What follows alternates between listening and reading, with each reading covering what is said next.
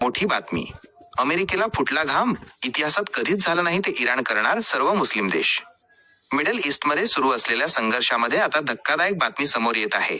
इराणने अमेरिका आणि इस्रायल विरोधात मोठा खेळ खेळला आहे. त्यांची ही खेळी पाहून अमेरिकेचे राष्ट्राध्यक्ष डोनाल्ड ट्रम्प यांना देखील घाम फुटला आहे. इराणचे राष्ट्राध्यक्ष मसूद पेजेशकियन यांनी ईद उल फितरच्या निमित्ताने एक अशी चाल खेळली आहे ज्याने वॉशिंग्टन ते तेल अवीवपर्यंत हादरा बसला आहे.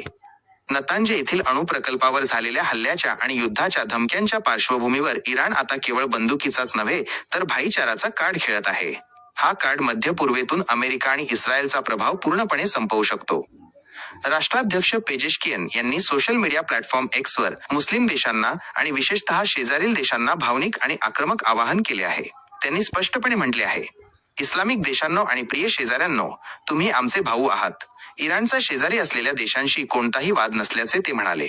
पण मुस्लिम देशांमधील मतभेदांचा फायदा फक्त झायोनी सत्ता इस्रायलला मिळतो, अशी तीव्र चेतावणीही दिली. इराण आता मध्य पूर्वेत युरोपियन युनियन EU सारखा एक शक्तिशाली इस्लामिक ब्लॉक तयार करण्याचा प्रस्ताव देत आहे. या प्रस्तावाची मुख्य वैशिष्ट्ये अशी: सर्व मुस्लिम देशांसाठी एक साझा मंच जिथे एकत्र निर्णय घेतले जातील. अमेरिका, ब्रिटन यांसारख्या बाहेरील शक्तींचा हस्तक्षेप पूर्णपणे संपवणे.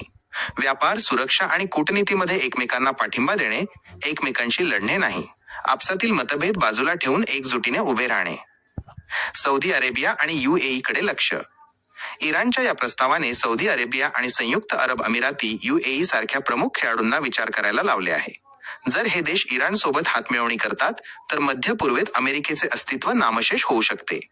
इराणची इच्छा आहे की मुस्लिम देश आपसात लढण्याऐवजी एक अशी अदृश्य भिंत उभी करावी जी इस्रायलला ओलांडणे अशक्य होईल. अमेरिकेसाठी धारदार हत्यार.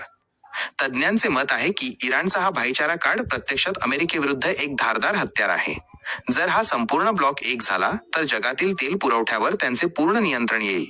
रशिया आणि चीनच्या मदतीने हा ब्लॉक अमेरिकेला क्षेत्रातून बाहेर काढण्याची ताकद ठेवतो.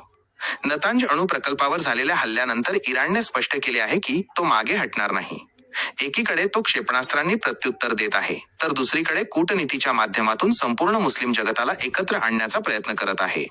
इराणचा हा प्रस्ताव मध्य पूर्वातील राजकीय समीकरणे पूर्णपणे बदलू शकतो. सौदी अरेबिया आणि UAE यांचा निर्णय येणाऱ्या काळात मध्य पूर्वाच्या भविष्यात